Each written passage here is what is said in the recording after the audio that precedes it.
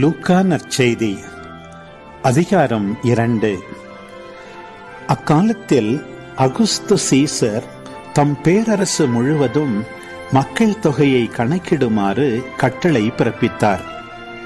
அதன்படி சிறிய நாட்டில் குரேனியு என்பவர் ஆளுநராயிருந்தபோது முதன்முறையாக மக்கள் தொகை கணக்கிடப்பட்டது.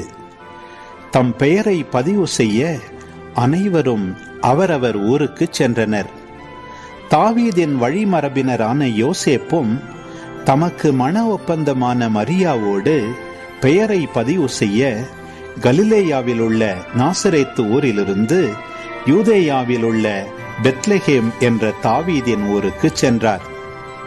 மரியா கருவுற்றிருந்தார். அவர்கள் அங்கிருந்த பொழுது மரியாவுக்கு பேறுகாலம் வந்தது. அவர் தம் தலைமகனை பெற்றெடுத்தார். விடுதியில் அவர்களுக்கு இடம் கிடைக்கவில்லை. எனவே பிள்ளையை துணிகளில் பொதிந்து தீவன தொட்டியில் கிடத்தினார். அப்பொழுது அப்பகுதியில் உள்ள வயல்வெளியில் இடையர்கள் தங்கி இரவெல்லாம் தங்கள் கிடையை காவல் காத்து கொண்டிருந்தார்கள். திடீரென்று ஆண்டவருடைய தூதர் அவர்கள் முன் வந்து நின்றபோது ஆண்டவரின் மாட்சி அவர்களை சுற்றி ஒளிர்ந்தது. மிகுந்த அச்சம் அவர்களை ஆட்கொண்டது. வானதூதர் அவர்களிடம், அஞ்சாதீர்கள், இதோ எல்லா மக்களுக்கும் பெரும் மகிழ்ச்சியூட்டும் நற்செய்தியை உங்களுக்கு அறிவிக்கிறேன். இன்று ஆண்டவராகிய மெசியா என்னும் மீட்பர் உங்களுக்காக தாவீதின் ஊரில் பிறந்திருக்கிறார். குழந்தையை துணிகளில் சுற்றி தீவன தொட்டியில் கிடத்தியிருப்பதை காண்பீர்கள். இதுவே உங்களுக்கு அடையாளம் என்றார். உடனே விண்ணக தூதர் பேரணி அந்த தூதருடன் சேர்ந்து, உன்னதத்தில் கடவுளுக்கு மாட்சி உரித்தாகுக, உலகில் அவருக்கு உகந்தோருக்கு அமைதி உண்டாகுக என்று கடவுளை புகழ்ந்தது. வானதூதர் அவர்களை விட்டு விண்ணகம் சென்ற பின்பு இடையர்கள் ஒருவரையொருவர் நோக்கி, வாருங்கள், நாம் பெத்லெகேமுக்கு போய் ஆண்டவர் நமக்கு அறிவித்திருக்கிற இந்த நிகழ்ச்சியை பார்ப்போம் என்று சொல்லிக்கொண்டு விரைந்து சென்று மரியாவையும் யோசேப்பையும் தீவன தொட்டியில் கிடத்தியிருந்த குழந்தையையும் கண்டார்கள். பின்பு அந்த குழந்தையை பற்றி தங்களுக்கு சொல்லப்பட்ட செய்தியை தெரிவித்தார்கள். அதை கேட்ட யாவரும் இடையர்கள் தங்களுக்கு சொன்னவற்றை குறித்து வியப்படைந்தனர். ஆனால் மரியா இந்நிகழ்ச்சிகளை எல்லாம் தம் உள்ளத்தில் இருத்தி சிந்தித்துக் கொண்டிருந்தார். இடையர்கள் தாங்கள் கேட்டவை கண்டவை அனைத்தையும் குறித்து கடவுளை போற்றி புகழ்ந்து பாடிக்கொண்டே திரும்பிச் சென்றார்கள். அவர்களுக்கு சொல்லப்பட்டவாறு எல்லாம் நிகழ்ந்திருந்தது. குழந்தைக்கு விருத்த சேதனம் செய்ய வேண்டிய 8ஆம் நாள் வந்தது. தாயின் வயிற்றில் உருவாகும் முன்பே வானதூதர் சொல்லியிருந்தவாறு அதற்கு இயேசு என்று பெயரிட்டார்கள். மோசேயின் சட்டப்படி தூய்மை சடங்கை நிறைவேற்ற வேண்டிய நாள் வந்தபோது குழந்தையை ஆண்டவருக்கு அர்ப்பணிக்க அவர்கள் எருசலேமுக்கு கொண்டு சென்றார்கள். ஏனெனில் ஆண் தலைப்பேறு அனைத்தும் ஆண்டவருக்கு அர்ப்பணிக்கப்படும் என்று அவருடைய திருச்சட்டத்தில் எழுதியுள்ளது. அச்சட்டத்தில் கூறியுள்ளவாறு 2 மாடப்புறாக்கள் அல்லது 2 புறா குஞ்சுகளை அவர்கள் பலியாக கொடுக்க வேண்டியிருந்தது. அப்போது எருசலேமில் சிமியோன் என்னும் ஒருவர் இருந்தார். அவர் நேர்மையானவர், இறைப்பற்று கொண்டவர், இஸ்ரவேலுக்கு வாக்களிக்கப்பட்ட ஆறுதலை எதிர்பார்த்திருந்தவர். தூய ஆவியை அவர் பெற்றிருந்தார்.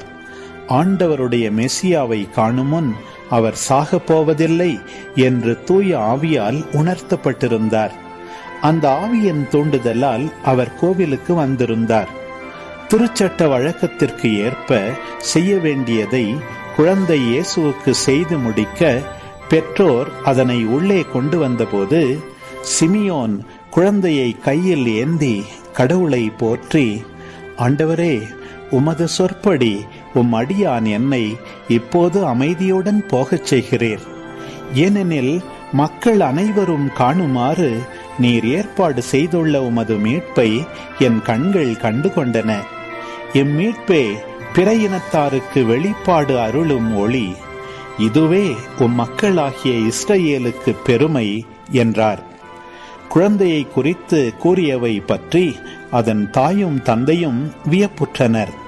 சிமியோன் அவர்களுக்கு ஆசி கூறி அதன் தாயாகிய மரியாவை நோக்கி, இதோ இக்குழந்தை இஸ்ரவேல் மக்களுள் பலரின் வீழ்ச்சிக்கும் எழுச்சிக்கும் காரணமாக இருக்கும், எதிர்க்கப்படும் அடையாளமாகவும் இருக்கும்.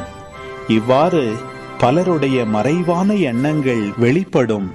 உமது உள்ளத்தையும் ஒரு வாள் ஊடுருவி பாயும் என்றார். ஆசேர் குலத்தைச் சேர்ந்த பானுவேலின் மகளாகிய அன்னா என்னும் இறைவாக்கினர் ஒருவர் இருந்தார். அவர் வயது முதிர்ந்தவர். மணமாகி 7 ஆண்டுகள் கணவரோடு வாழ்ந்த பின் கைம்பெண் ஆனவர். அவருக்கு வயது 84. அவர் கோவிலை விட்டு நீங்காமல் நோன்பிருந்து மன்றாடி அல்லும் பகலும் திருப்பணி செய்து வந்தார். அவரும் அந்நேரத்தில் அங்கு வந்து கடவுளை புகழ்ந்து எருசலேமின் மீட்புக்காக காத்திருந்த எல்லாரிடமும் அக்குழந்தையை பற்றி பேசினார். ஆண்டவருடைய திருச்சட்டப்படி எல்லாவற்றையும் செய்து முடித்த பின்பு அவர்கள் கலிலேயாவில் உள்ள தங்கள் ஊராகிய நாசரேத்துக்கு திரும்பிச் சென்றார்கள். குழந்தையும் வளர்ந்து வலிமை பெற்று ஞானத்தால் நிறைந்து கடவுளுக்கு உகந்ததாயிருந்தது. ஆண்டுதோறும் இயேசுவின் பெற்றோர் பாஸ்கா விழாவை கொண்டாட எருசலேமுக்கு போவார்கள். இயேசுவுக்கு 12 வயது ஆனபோது வழக்கப்படி விழாவை கொண்டாட எருசலேம் சென்றனர். விழா நாள்கள் முடிந்து அவர்கள் திரும்பிய போது சிறுவன் இயேசு எருசலேமில் தங்கிவிட்டார். இது அவருடைய பெற்றோருக்கு தெரியாது. பயணிகள் கூட்டத்தில் அவர் இருப்பார் என்று எண்ணினர். ஒரு நாள் பயணம் முடிந்த பின்பு உறவினரிடையேயும் அறிமுகமானவர்களிடையேயும் அவரை தேடினர். அவரை காணாததால் அவரை தேடிக்கொண்டு எருசலேமுக்கு திரும்பிச் சென்றார்கள். 3 நாள்களுக்கு பின் அவரை கோவிலில் கண்டார்கள். அங்கே அவர் போதகர்கள் நடுவில் அமர்ந்து அவர்கள் சொல்வதை கேட்டுக்கொண்டும் அவர்களிடம் கேள்விகளை எழுப்பிக் கொண்டும் இருந்தார். அவற்றை கேட்ட அனைவரும் அவருடைய புரிந்து கொள்ளும் திறனையும் அவர் அளித்த பதில்களையும் கண்டு மலைத்து போயினர். அவருடைய பெற்றோரும் அவரை கண்டு வியப்பில் ஆழ்ந்தனர். அப்பொழுது அவருடைய தாய் அவரை நோக்கி, மகனே, ஏன் இப்படி செய்தாய்?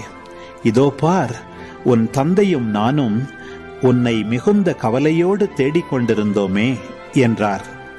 அவர் அவர்களிடம், நீங்கள் ஏன் என்னை தேடினீர்கள்? நான் என் தந்தையின் அலுவல்களில் ஈடுபட்டிருக்க வேண்டும் என்பது உங்களுக்கு தெரியாதா என்றார்.